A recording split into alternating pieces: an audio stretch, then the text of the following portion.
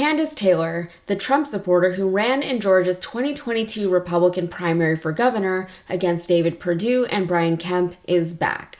Now she's been elected chair of Georgia's first GOP district, a victory that she credits to the, quote, power of God because, quote, the Lord wants to take Georgia back. And the seat, honestly, when I won it, I was shaken, Steve, because it was the power of God. You could feel it, evidenced in the room. The Lord wants to take Georgia back. This whole state has been hijacked by criminals, and we're done with it. If you'll recall, Taylor only won 3% of the vote in the 2022 primary on her Jesus, Guns, and Babies platform, at which point she did the predictable Trump thing and cried election fraud. Now she's being used as God's imperfect vessel to restore faith in government, or whatever it is that these Christian nationalists have convinced themselves that they are doing. And that's why we see Brian Kemp will not speak at the state convention the beginning of June. He got booted off the stage when he spoke there 2 years ago, right after the election and the hijacking that was done in Georgia. And now he's not going back. And I think probably because I won that seat, he's scared that I might speak and get a standing ovation because the people actually want someone that's going to represent them and do what they want. And they want fair, legal elections. We're tired of this selection process in Georgia. It's also funny that she thinks that the Lord cares about Georgia at all, as if the state of Georgia isn't a completely made-up colonized construct with an arbitrary border. Now, the first district sits on Georgia's eastern coastline, stretching from Savannah down to Florida. Savannah, a major city, is of course blue, while the rest of the district is predominantly red. The district's congressional representative, Republican Buddy Carter, who won his re-election bid in 2022 with 59% of the vote, was one of the representatives who voted to overturn the 2020 election results prior to the Capitol insurrection in 2021. My representative, fun fact, also voted to overturn the election results. But here we are again, speaking about the Lord in secular politics, whether or not we actually should be. And I know we talk about this quite a bit, so I thought today we could look into some historical and empirical data.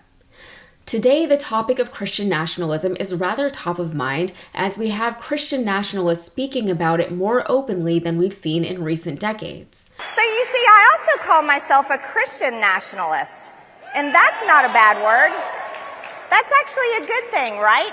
We on the left often like to say that they're saying the quiet part out loud, as if their goals and agendas aren't thoroughly embedded into American society, as if they haven't been saying these things continuously throughout our history. It's only very recently that they've taken a step back, but with the empowerment of social media, their voices have once again been amplified to an uncomfortable volume. So as we know, our modern-day nation was founded by religious extremists who came to the already populated Americas in search of religious freedom, fleeing persecution in Europe.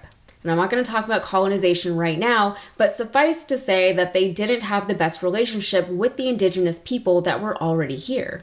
Hurt people hurt people. The Puritans had a reputation for being religious zealots, as their name would imply, with some settlements being more extreme than others. Still, they set up schools and society, laying the groundwork for what our nation looks like today. In the 1700s, the budding nation won its independence from Britain and penned a constitution that dictated a separation of church and state. Jump ahead a bit, in the 1840s, the northern U.S. saw a large-scale immigration of Catholics from Ireland. Anti-Irish and anti-Catholic sentiment sprung up in the Protestant North, with attempts being made to deem Irish people as being less than white. From this, the American Party emerged. The party was also known as the Know-Nothing Party because of how insular and secretive they were. While the party was actually somewhat populist and progressive in many of their views, it was also xenophobic and paranoid that the Catholics were trying to push the Pope's agenda on them. The party called for Bible readings in public schools and bans on Catholic teachers. It was from this, by the way, that the Catholic school system emerged. Religion began to be seen as a significant political issue in the North, and we started to see some of the same patterns take form that we're used to seeing today. The people in the more rural areas tended to be less tolerant of outsiders like Catholics, while those in more urban areas tended to be more tolerant. Similarly, the cities were more democratic, and the rural areas were more Republican. And just a side note, we are largely talking about the North right now, specifically New York and Massachusetts. The South in the 1850s had different priorities, which, while somewhat relevant, is another story for another video. Anyway, by the late 19th century, there was another strong wave of immigration in the US that brought in people from Southern and Eastern Europe, i.e. more Catholics from Germany, Poland, Italy, and the Balkans, and way more Jewish people.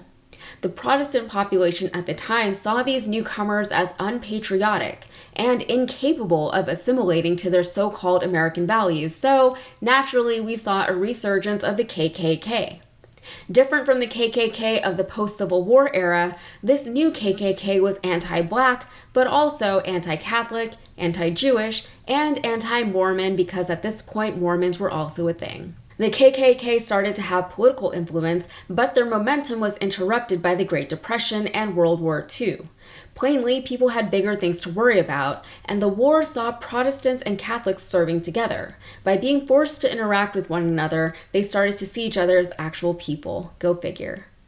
In 1942, amid a wave of patriotism, Congress adopted the Pledge of Allegiance. The words "under God" were added in 1954 during the Cold War in an effort to distinguish this country from the godless communist nations that we were opposing.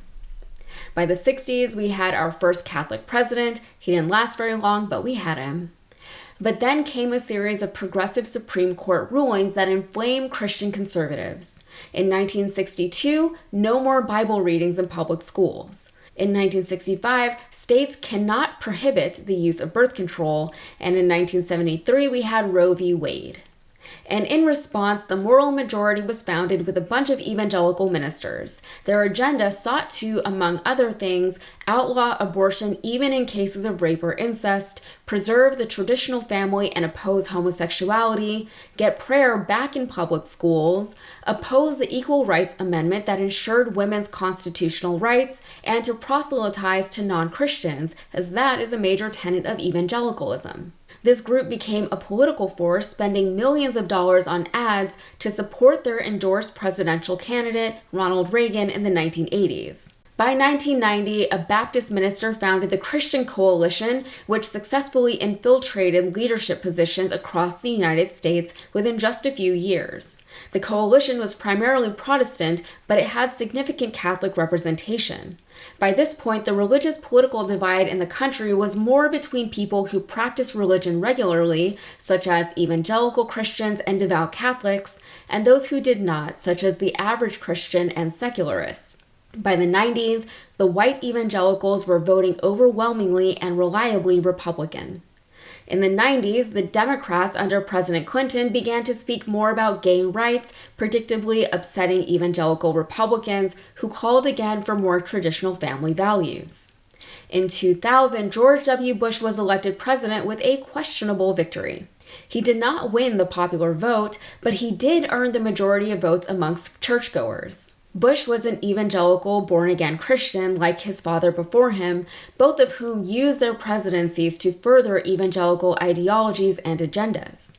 Despite the Bush presidencies, same-sex marriage was legalized in the U.S. in 2015 during the Obama administration, again predictably upsetting the evangelical community, and then in 2016, Donald Trump was elected president.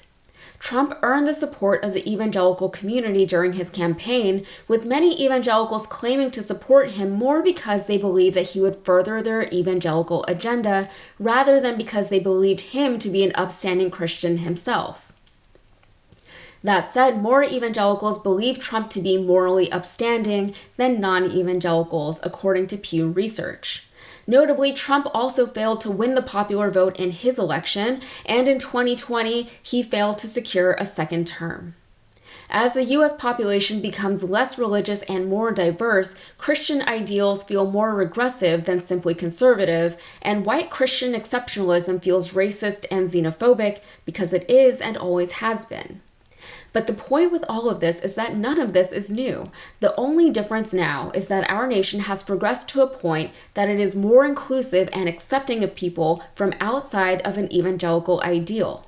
So for the modern day Republican Party to continue to hawk their obsolete family values and their hypocritical Christianity to a nation that has moved past them, they're now attempting to take away rights from Americans that are used to having certain freedoms rather than preventing them from having them at all. Not to mention, the United States today looks a hell of a lot different than it did in the 1980s and certainly in the 1840s.